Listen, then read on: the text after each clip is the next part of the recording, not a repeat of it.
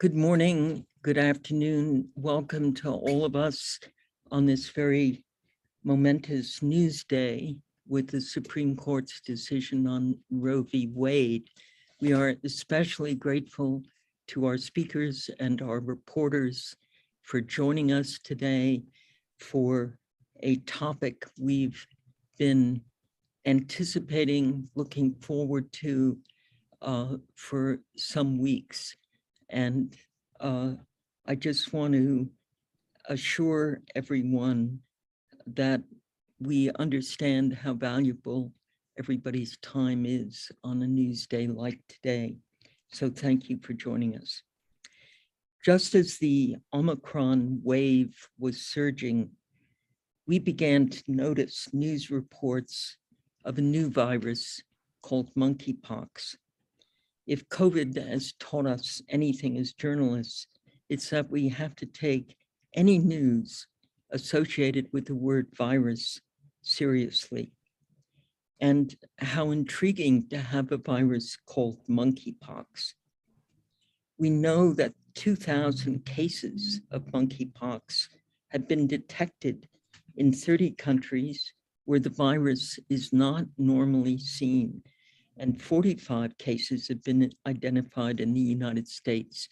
The Los Angeles Times led today with a story on 2 new cases identified in the Inland Empire and Contra Costa County.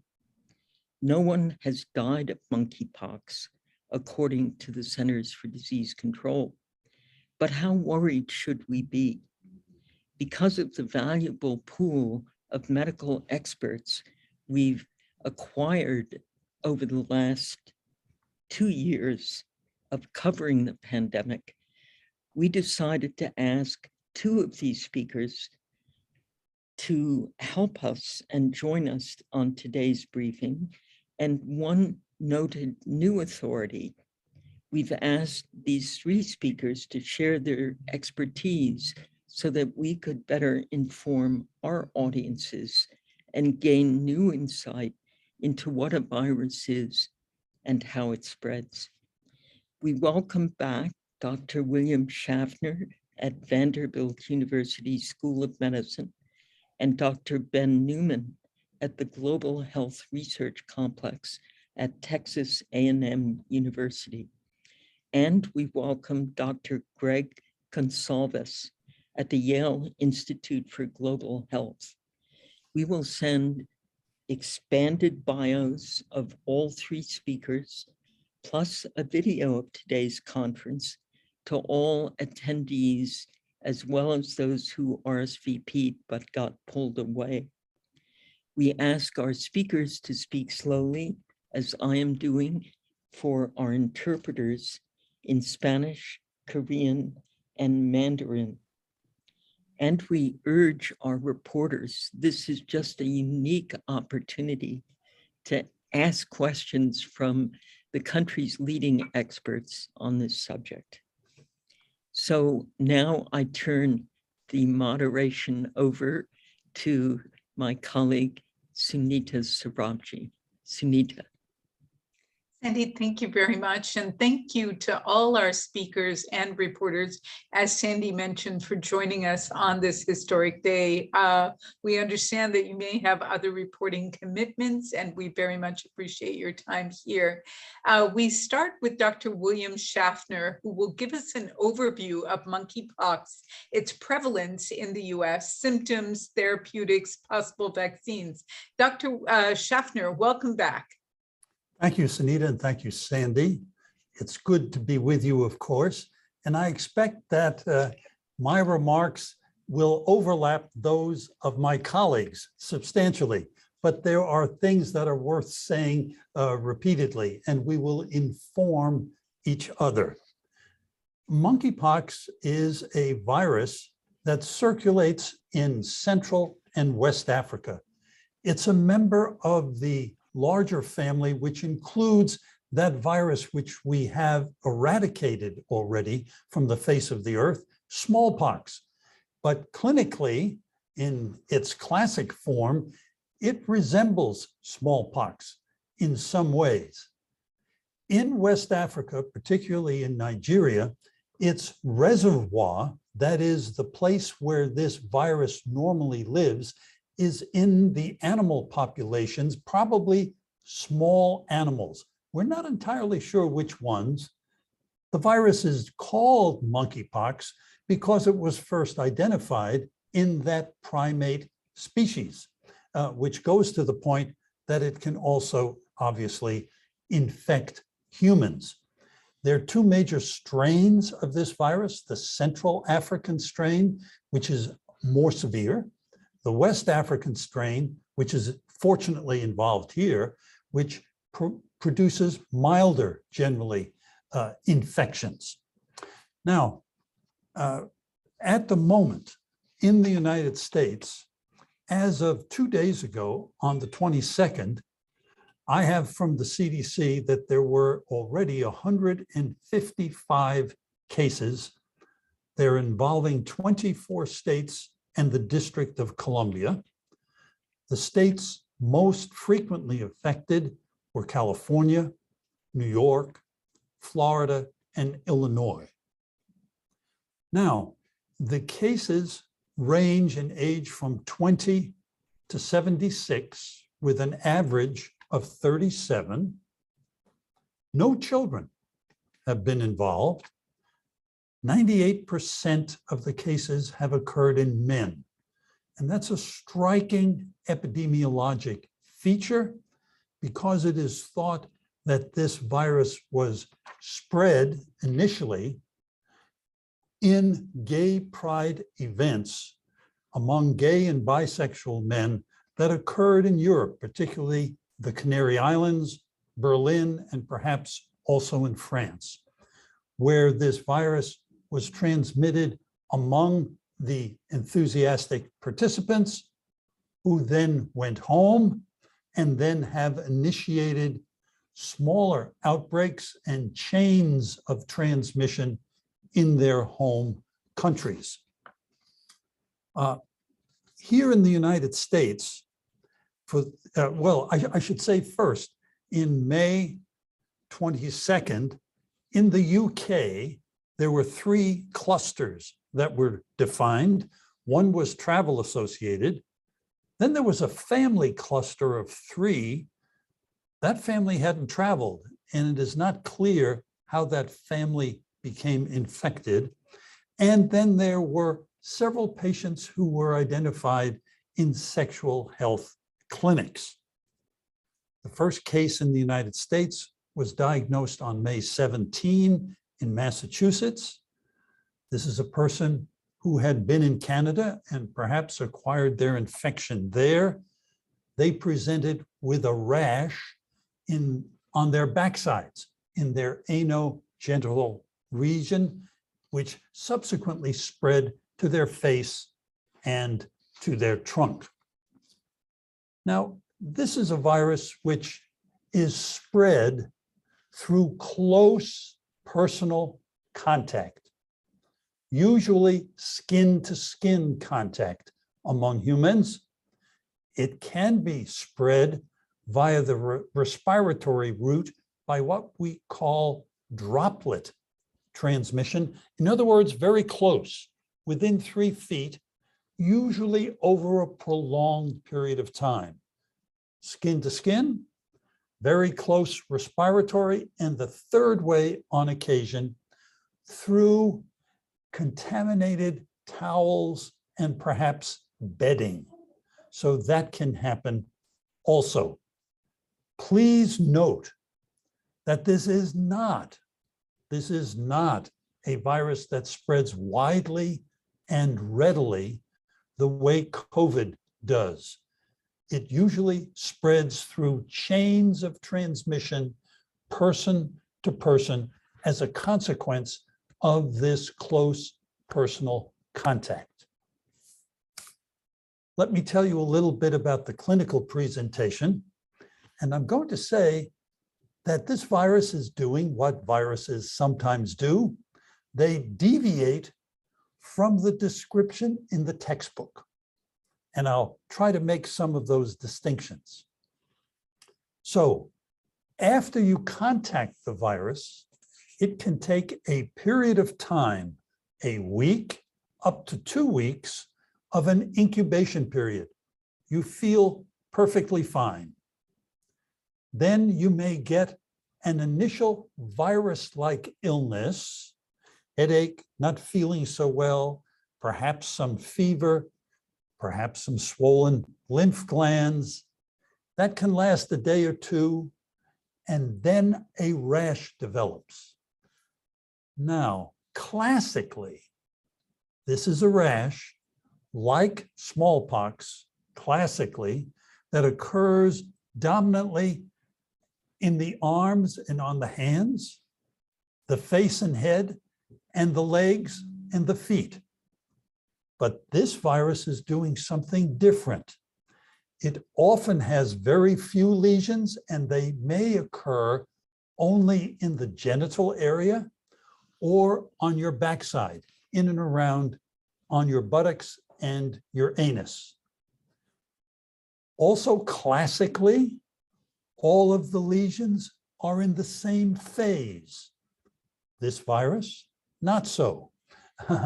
The lesions may be in different phases simultaneously.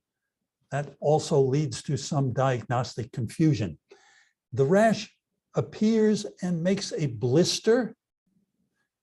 It's usually a clear blister, then over time becomes filled with pus.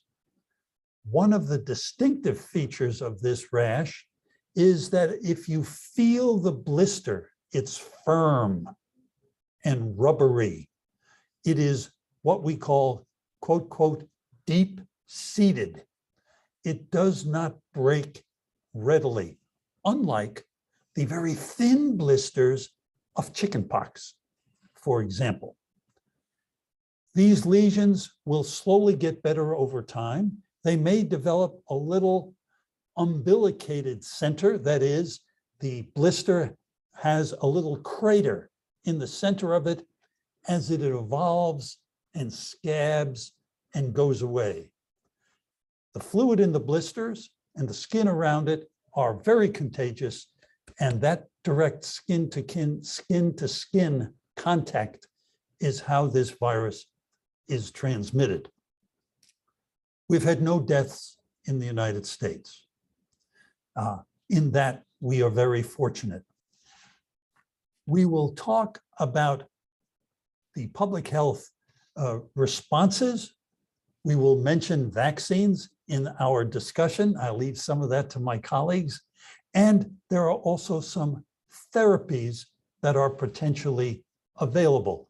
Most people have a rather mild infection, treated as outpatients with symptomatic treatment, and it resolves by itself. So that's very fortunate. I think I'll stop there and let my colleagues take over, and then we can enjoy a discussion amongst ourselves and with the reporters. And Dr. Schaffner, we also already have some questions for you. So I'm going to let Gustavo Espinoza ask the first question. Gustavo? I'm sorry. No, I'm sorry. I had my, or no question. Oh, okay. Sarah, as Dr. Newman has already answered this question, but I'll ask it of you, Dr. Schaffner. Sarah asks, is this useful to call it an STD? We don't like to call it an STD because it does not involve the reproductive organs themselves. Now, studies are underway to see whether this virus can be transmitted in semen, in which case it would become more classically designated an STD. But those studies are still underway. Interesting. What should people be on the lookout for in terms of understanding whether they themselves have monkeypox? Well, as you can see, at the moment, this viral infection is rather confined, not completely, but rather confined to a distinctive population group among men who have sex with men or men who are bisexual. And that group of people should be very aware and be careful about their current sexual practices and to avoid anonymous sex and to be very personally clean and inspect themselves and inspect their partners to see whether they have lesions. I think those are very, very important things. And we could talk a little bit more about other details of things one might do if you're using sexual toys to make sure that they're appropriately cleaned and disinfected. But taking personal care about your partner, knowing your partner, having confidence in your partner, I think becomes very, very important at this time. I will say that in some communities, New York City, for example, and here we're getting into vaccines, they're starting to use one of the two vaccines that we have available. And my understanding is that the very first day they made this vaccine available, there were many gentlemen who came forward and wished to take advantage of the vaccine. What vaccine? I'm sorry, could you clarify? All right. There are two vaccines, both originally designed to prevent smallpox, but they also prevent monkeypox. One of them is like the old smallpox vaccine that is a live attenuated virus, a tamed virus. It's inoculated through a multiple pressure system, the way we used to give smallpox vaccine, on the surface of the skin. It has fewer side effects than the old smallpox vaccine, but because it's a live virus on the skin, it can be transmitted to others, or you can transmit it to other parts of your own body, and that can lead to complications. The other vaccine is a vaccine which doesn't multiply and is administered by the conventional needle and syringe. That's called the Genios Vaccine. It takes 2 doses separated by a month. And because it's administered by needle and syringe and the virus there cannot multiply, it's considered the safer vaccine. It is available and it is licensed by the Food and Drug Administration for use in monkeypox prevention. The United States government has a supply of it, some of which has now been distributed to some locations in the country. And as I said, some of them are starting to make the vaccine available to gay and bisexual men. Thank you so much, Dr. Schaffner. We will reserve time at the end of the briefing for more questions for you, but we move on to Dr. Ben Newman. Dr. Newman, how did it get here? How did we get this virus from Central and West Africa? If we could start with that, that would be terrific. Sure. Dr. Schaffner gave a great overview of the early steps of this, I think. I believe the earliest case which is traced in this particular outbreak was of a British person who contracted it in Nigeria and then came back to the UK. And then within a week or two, the normal incubation time, there was a small cluster there. There have been no reports on whether people in that cluster went to some of these large gatherings, which were associated with further onward transmission. But there would be pretty strong stigma against people, particularly if in some countries. So I can understand the need for privacy there. If you mean in the larger sense, how did we get here? This is one of many, what we would call neglected and tropical diseases, things which are very damaging, potentially scary, but generally do not infect many people. We live in a world with far more viruses than people who can study them. And so the effort tends to go where the money and the interest goes. And not every virus gets its due. until something like this happens.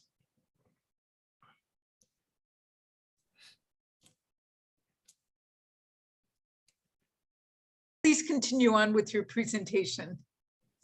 Oh, sure. I think of relevance to today's other news, we should mention that there is a connection. So monkeypox has only been reported in a small number of people, but among those, 4 were pregnant people. They were collected together in one paper. In those 4 patients, 2 of the babies died very early during pregnancy. 1 baby was born and appeared to be normal. Everything was fine. The 4th baby was not born. It was stillborn, and it was covered with monkeypox, human monkeypox-like lesions all over it. This is very typical for orthopox viruses. That is the group of viruses that includes mousepox and camelpox and cowpox and this virus. Those viruses grow very well in the placenta of a lot of animals. And in an infected animal, an experimental animal, you will see the highest doses of the virus in the placenta and also high doses in the uterus. In similar cases with other viruses, so things like Lassa fever virus, when the mother is infected and the virus is transmitted to the fetus, the mother has a much higher chance of survival if there is an emergency abortion. At least in animal studies, mice that are infected with viruses like this seldom, if ever, survive all the way to term, rather the fetuses do. So controlling access to who would be able to and when they would be able to have these sorts of potentially life-saving medical services is now a concern if this virus were to spread. There's nothing about this virus that means that it has to spread among men who have sex with men. It is a virus that would have spread just as easily inside a crowded dance club or at a concert or any other venue where you have lots of people together and they're having a good time. So it's a thing to be watched. It's not something that is immediately scary right now, I would say, but this is something that could get out of hand and very much something that should be stopped before it gets out of hand, in my opinion, as a virologist. So, Dr. Newman, how does it get out of hand? What are the conditions that will allow it to get out of hand? And can you compare this to COVID, which we've just gone through? Are there similar environmental factors that are going to allow this to spread as rapidly as COVID did? So in an infected experimental animal, you find high doses of the virus in the liver, where no one is going to come in contact with your liver. That's okay. You would find high doses on the skin, and you would find high doses in the nasal passages. Now, it's the nasal passages that worry me because those would allow us to spread the virus a little bit further, a little bit faster. It is very tempting to compare this to the spread and the changes that happened to COVID during that spread. We don't know if there are other possible mutations that could make the virus a little more stable or a little more efficient at coming out of cells or a little more effective at entering cells along the nasal passages. But any changes in that direction would be predicted to make this more transmissible and potentially transmissible to a wider number of people. Now, this has not happened yet. This is only a scientific what if. So we should not be alarmed that it has changed. The virus that we see now is, I believe, only about 40 mutations different from the virus that appeared in Nigeria about 4 years ago. So it changes slowly, which is typical for a DNA virus. But each time a virus emerges from the wild into people, there are some changes, and some unknowns and potentially some surprises. And as a very conservative virologist, I do not like surprises when it comes to viruses. Yeah. Thank you. Araceli Martinez from La Piñon has a question for you, Dr. Newman. Araceli, please ask your question. Thank you, Sunita. Good morning. I was wondering if there are certain ethnic groups with a higher risk of contracting this disease, and how can we protect in our daily life? Thank you so much. Good question.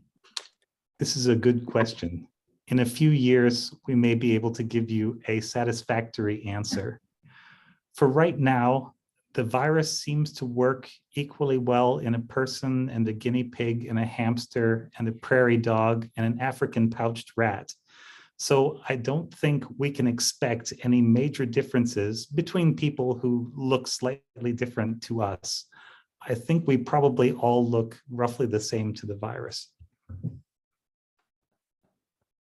Dr. Newman, how prevalent is monkeypox in Central and West Africa? And can you compare that to what's happening here in the US?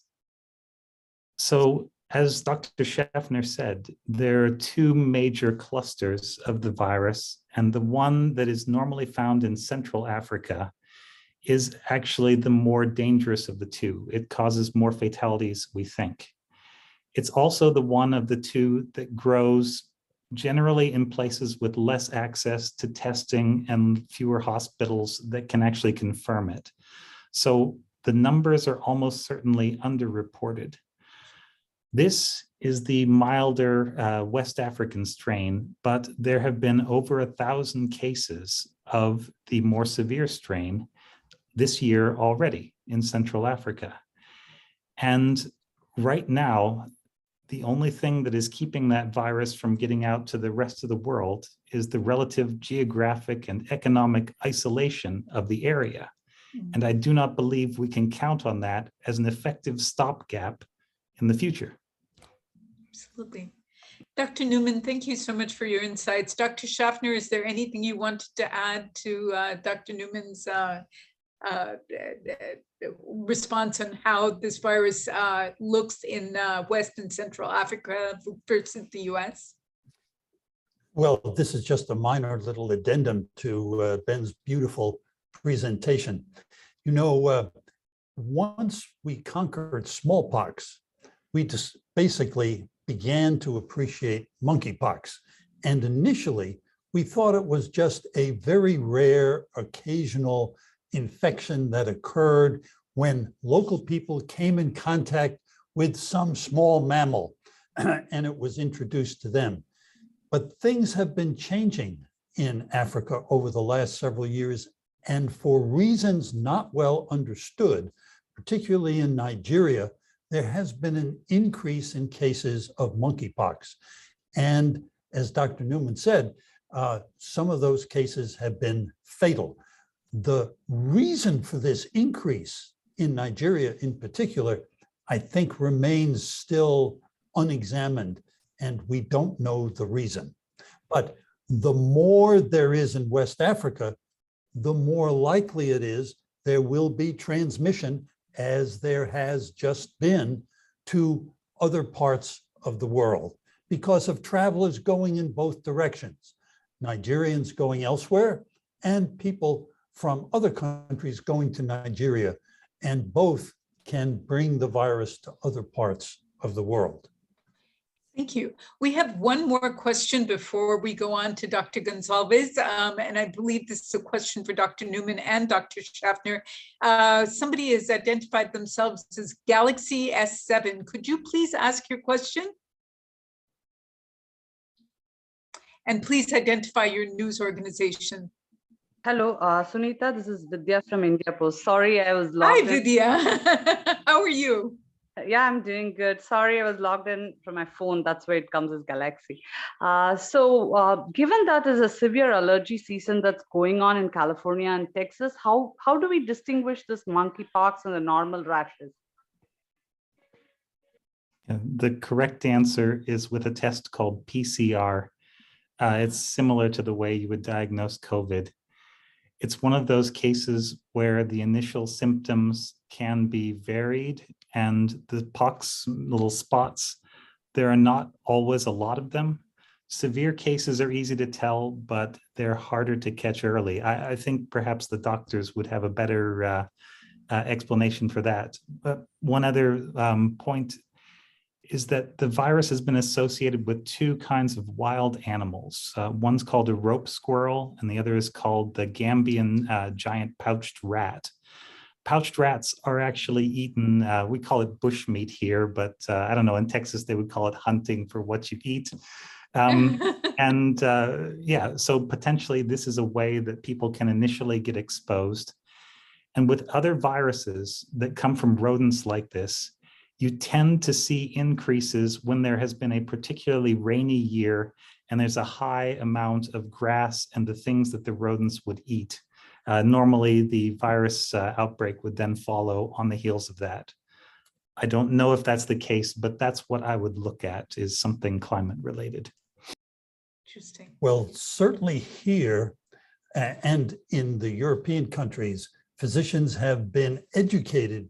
They didn't have to know anything about monkeypox before, but now they have been receiving lots of educational materials from the CDC and their state and local health departments. Some of the illnesses that they could confuse with these rashes are chickenpox, and I've already said chickenpox has much thinner kinds of blisters than these, but it might remind, because of the genital and rectal distribution of these viruses, of syphilis lesions or herpes viruses. And as Dr. Newman says, you should have a very low threshold of suspicion, get your specimen, and then call your swab specimen from the lesion, and then quickly call your health department to see how that specimen can be processed. The CDC is working on expanding the number of locations where testing can take place. I will tell you just one anecdote here. About a week ago, we had a patient come in with an appropriate travel history and a matter of concern. They had referred themselves because they had heard of this, and they had developed just a few lesions. And we were able to get the specimen to our state laboratory that within a matter of a couple of hours let us know that this was not monkeypox. It turned out that the patient had a variety of poison ivy, you know. So that was very benign, and we all took a deep breath. So that was resolved very satisfactorily.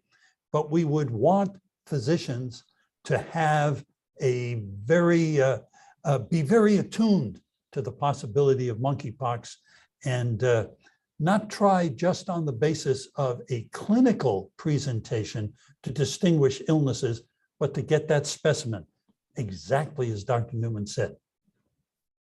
Thank you both. Please stay on for the remainder of the call if you have the time.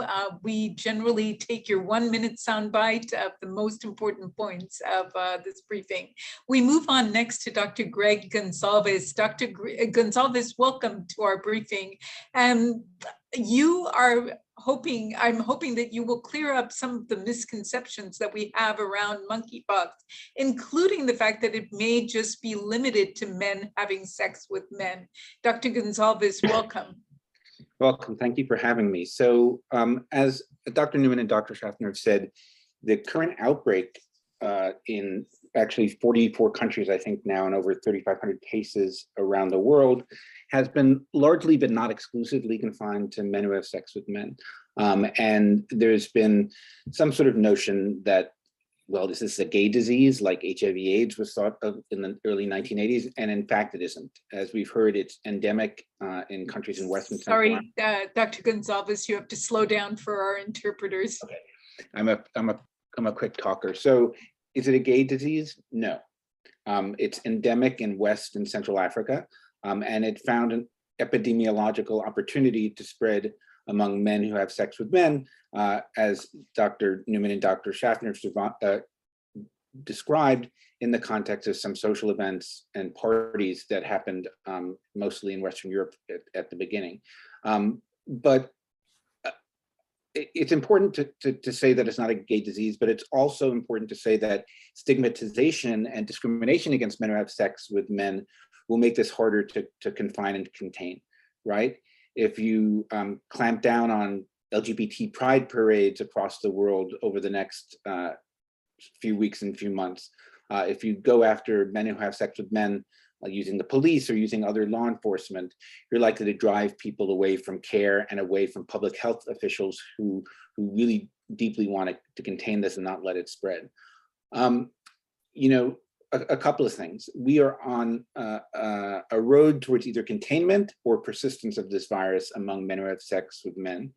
There was a study by British and Japanese researchers that came out in the preprint servers a couple of days ago that suggested the R0, or the transmission capability of this virus among men who have sex with men is probably greater than 1, meaning that it could persist in a community unless we quickly deal with it, right? There are a couple of things about this outbreak that make it tricky to do so. As we've heard, some of this has been happening in the context of close physical contact in conjunction with sexual activity. And some of these cases have been men who have had sex with men with multiple partners and often anonymous contacts. So contact tracing, what we do in infectious disease and public health to track down cases from an initial index case, is difficult to do because you don't know who you'd had sexual relations with within the 14-day window that we're talking about for this disease.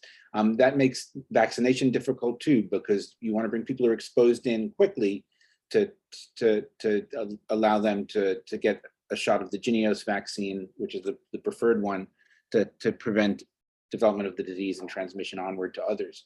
That being said, there's a sort of need to not discriminate, not stigmatize this disease, but there's also a need to pull in communities that are well acquainted with infectious disease. Many LGBT organizations around the world have been dealing with HIV for 40 years. They know these communities well, all across the country, in many of the places where reporters on this call work out of and report back to. And so we can use communities and the community infrastructure we've built up over the course of the past 40 years for HIV to deal with monkeypox, because this isn't the first or second epidemic we've seen in this community. We have a meningitis outbreak in Florida among men who have sex with men. We've had a methicillin-resistant Staphylococcus aureus outbreak among men who have sex with men several years ago. So we've gone through this before in the gay community, and what we have right now is the opportunity to nip it in its bud and not let it persist in the gay community. This is a zoonoses that, or infection, a pathogen that jumped from animals into humans, and this happens all the time, as Dr. Newman will probably confirm.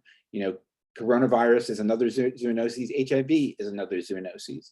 These things happen, and there was an epidemiological accident of history that brought monkeypox to the wider world. But given its endemic nature in Central and West Africa, where we have not been able to sort of address the disease with the same sort of fervor we did with smallpox, it still lingers in West Africa and Central Africa for these. So these importation or exportation events in either direction can happen as we speak.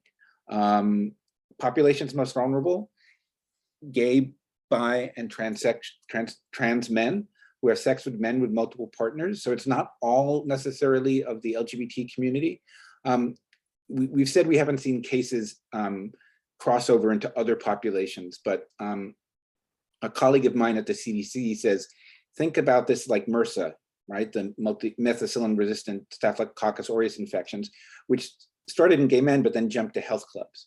So any other places where there's close physical contact or contact with objects is a potential for this. Homeless shelters, health clubs, and others. But right now we have the opportunity to keep it in the LGBT community and in these smaller sort of subgroups of these men. And I think, you know, WHO and the CDC are trying to do that as we speak.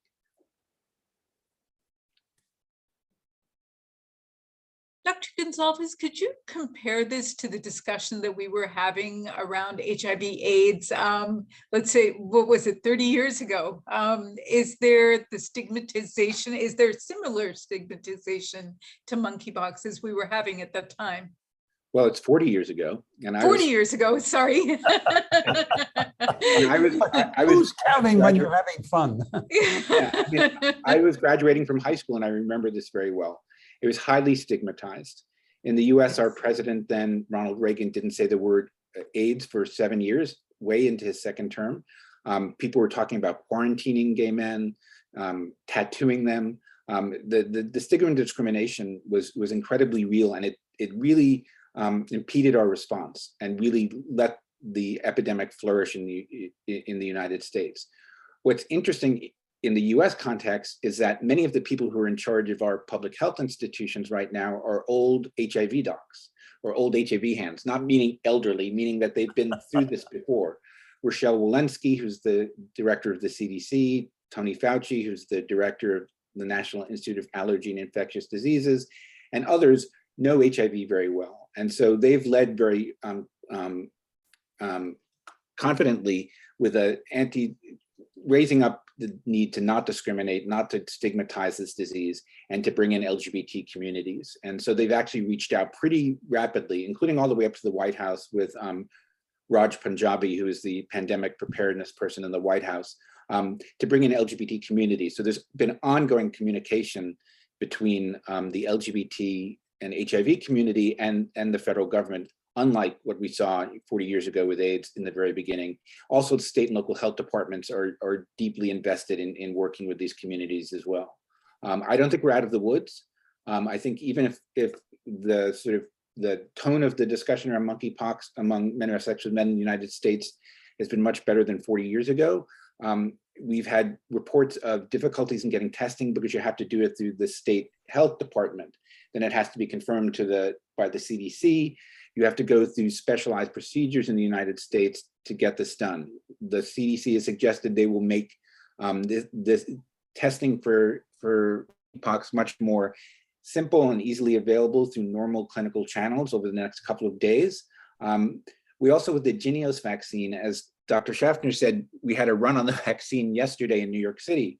The supply worldwide is not robust. The current factory is closed for renovations, and the US has a large chunk of the stockpile of finished doses and precursor materials. So in 44 countries, we have an outbreak underway or just getting started in some places, but the vaccine is not necessarily there to help them contain their local outbreaks.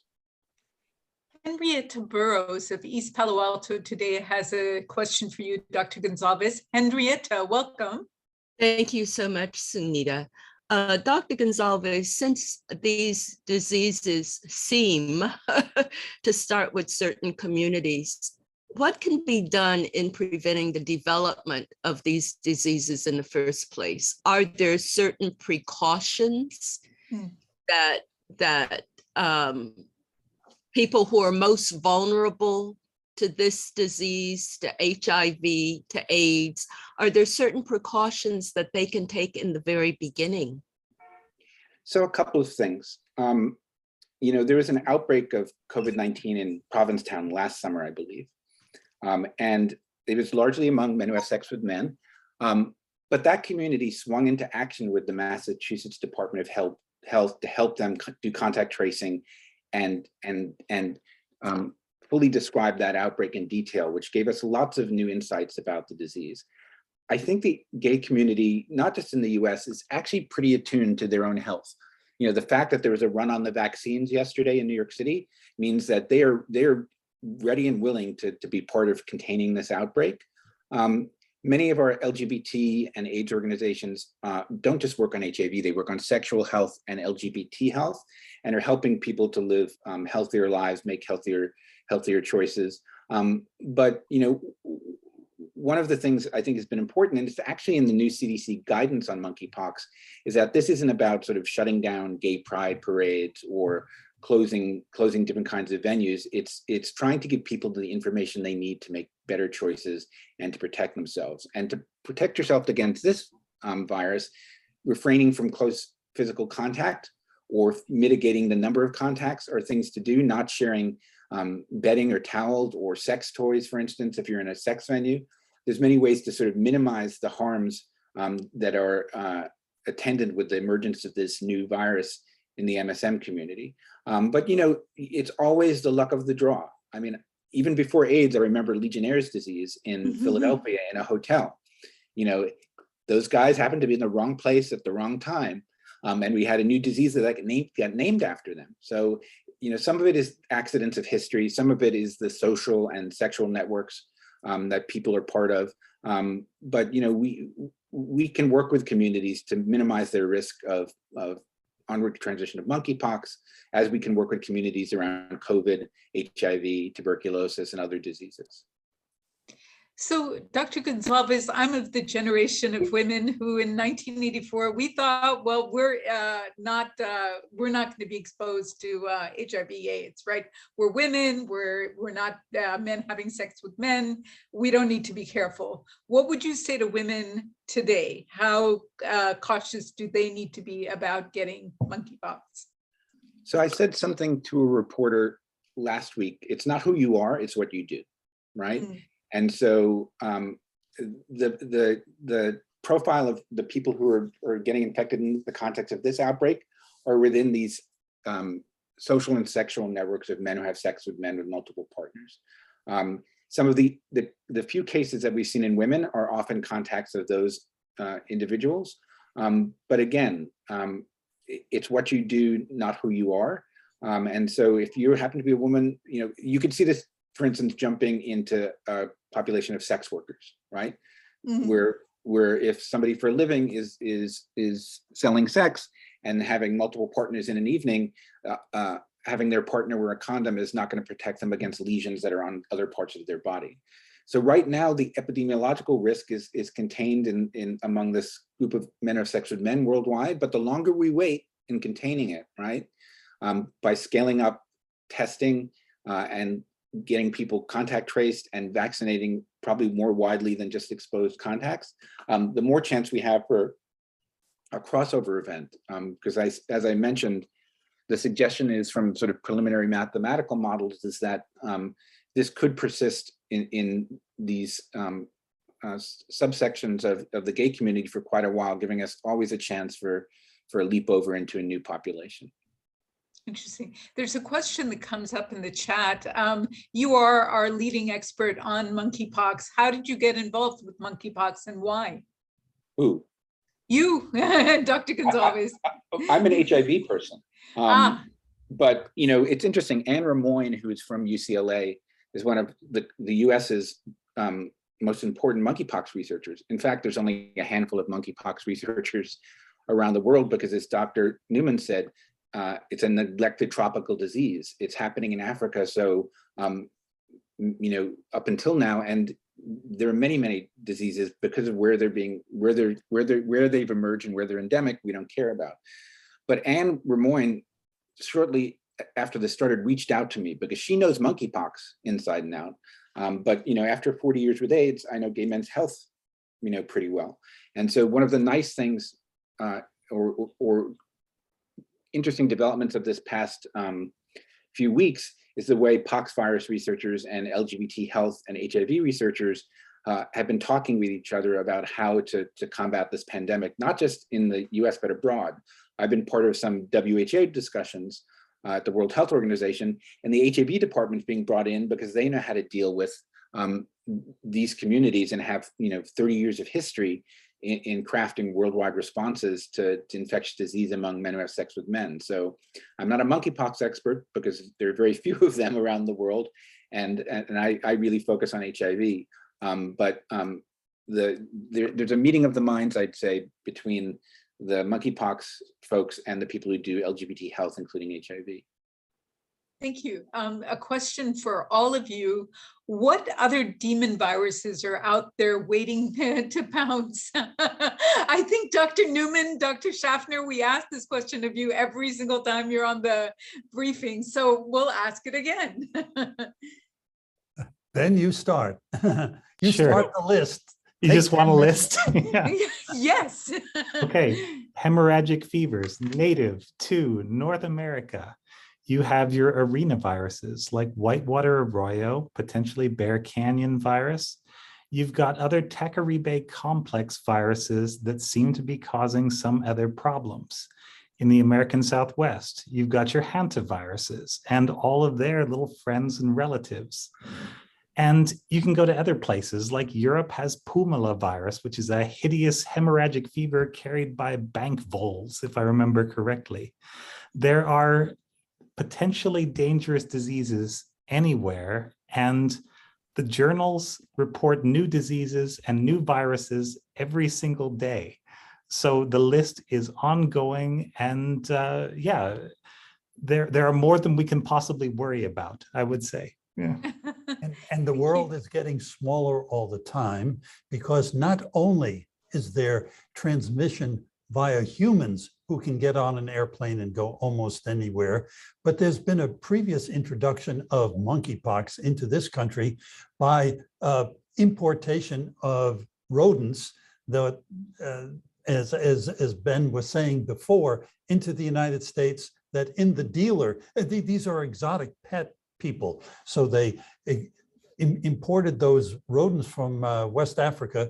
They got close to prairie dogs. People bought prairie dogs and then developed some infections from the prairie dogs. So it's not just the people that move, it's actually the animals that are moved also. And the only thing I'd add is to think of this. And for other illnesses, we can talk about the migratory birds that can travel between continents, right? And take viruses with them. Greg?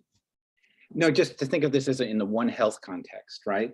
It's not just about the diseases in animals, it's the fact that we create new environments by clearing forests in Brazil or in Central Africa, or disturbing, Arctic tundra in other places. And so thinking about this more than a public health issue, but an environmental issue and an economic issue is really important, because diseases find new niches because we make them for them, right? We open up roads, we open up forests, we clear animals from their initial habitats and force them into urban centers and stuff like that. So thinking about the concept of One Health and thinking about this in a more holistic way is really important in the context of viral zoonoses. There are two questions in the chat, which we'll go to before I ask you for your 1 minute sound bites.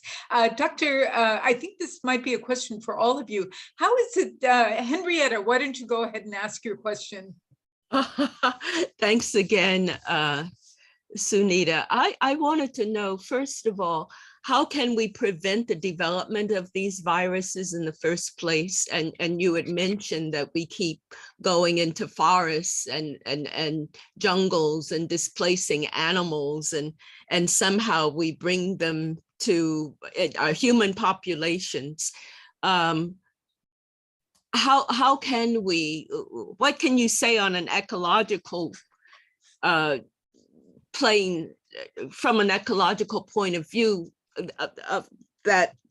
of what we can do as we travel into other places to prevent these diseases, and how is it so many of them seem to originate in Africa? Who would like to take that on first? Well, I think Greg gave us a very good explanation of that. And starting also with some of the things that Ben had said, there are innumerable viruses out there in the animal population. And as we go, because of our expanding population and our expanding capacity to go into their terrain in order to explore, feed ourselves, recreate, and things, we come into closer contact with their sources, these reservoirs of these viruses, and that increases the likelihood that there will be acquisition of the virus. And then when we get back on our airplanes and go home, we can transport the viruses to other parts of the world. The viruses don't need a passport. And so it is our movement into their ecological environment that exposes us to these viruses. And I think there's no way that we can put a barrier up. What we have to do is prepare ourselves to quickly diagnose, confine through public health measures, treat, and then develop vaccines and other preventives in order to reduce the impact of these viruses once they are transmitted into parts of the world where they don't normally exist. Absolutely. Alia Lee has a question. Alia?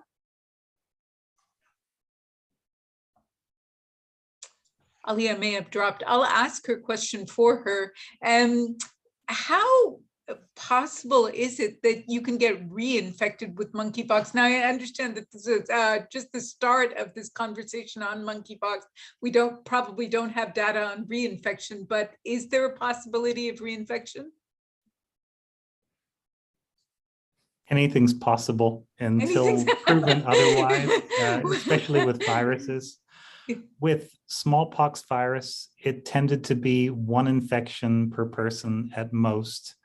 And so until we understand monkeypox better, that's probably the most likely assumption, but never take a virus's word for anything. Yeah. I'm going to ask Sandy Close to ask the last question. Sandy? Well, this has just been what I most hoped for, a real seminar on viruses. We chose monkeypox, but I've come to understand more about viruses. So thank you. The question is one, and I'm looking for hope on a dark day. Are we getting smarter even as we're encountering more virus specimens? Are we getting better at it? Are we educating ourselves? Is the public maybe getting more sophisticated? And are we developing in the labs more effective ways of fighting viruses through vaccines? I would like a hopeful answer. Or at least a truthful answer. Who would like to start? Dr. Schaffner. I'll start very quickly and answer Sandy with a yes and no. Okay. The yes part has to do with both science and public health. I think we're becoming much more sophisticated. Look at what Ben's scientific background has been and the contributions of his colleagues around the world as virologists, becoming much more sophisticated and providing much more rapid diagnostic capabilities. I think the public health community is tuned into what Greg called this holistic One Health concept and would like to remain prepared to respond. Now, we have to acknowledge, here's the other side of that coin, Sandy, I'm afraid, that particularly we in the United States have a relatively short attention span. And for us to maintain strong virologic and public health capacities, we really do need to remember the lessons of the past and maintain them. But as you know, funding for these kinds of activities usually has a sawtooth aspect. As soon as the outbreak recedes, so does the funding. And then it rises very quickly again when the next crisis appears. We need something more sustained so we can maintain both the basic science capacity as well as the public health capacity in order to respond. It's called generally pandemic preparedness, and that needs to be maintained just as we maintain police and fire departments in a sustained fashion. That's very helpful. Dr. Newman, your hopeful answer is, what is the most hopeful thing you can say at this point? And then we'll go to Dr. Gonzalez. Sure. So a virus has no loyalty and no conscience. It will grow as much as it can in anyone or anything it can grow in. So the onus on stopping this and all the tools for stopping this are with us. And I would say right now, monkeypox is more of a people problem and a logistics problem than a science problem. The vaccines that have been developed work well. The medication, tecovirimat, appears to have some effect in protecting people. It's a matter of getting people to actually be willing to trust science enough that they will use the tools that are available. That is, I think, a large problem. And then the other problem, the logistics side, is finding a way to get enough of these countermeasures to the places where they're needed quickly enough. It can all be done with money, but I don't personally have that much. Yeah. Thank you. Dr. Gonzalez, you've got the last word on this. What can I hope for in terms of this new virus? So, infectious diseases are always going to be with us, but epidemics are human creations, which means we can stop them, right? So I think we can do better. We spend 3 cents on every healthcare dollar in the US on public health, right? And it's an infrastructure problem, but we have a very sort of creaky public health infrastructure across the country, from federal down to state down to local. And so hopefully with COVID, with monkeypox, with HIV, we will learn our lessons and make a real investment and avoid the sort of boom and bust cycle that Dr. Schaffner talked about, in which a few years out from any given crisis, we're back to sort of squabbling for crumbs from the table for public health. Thank you so much, all three of you, for this fascinating hour. An hour, there's so much deafening noise out there on the news curve now, but this was truly a sanctuary for us on this effort to learn about COVID and now monkeypox. Thank you so much.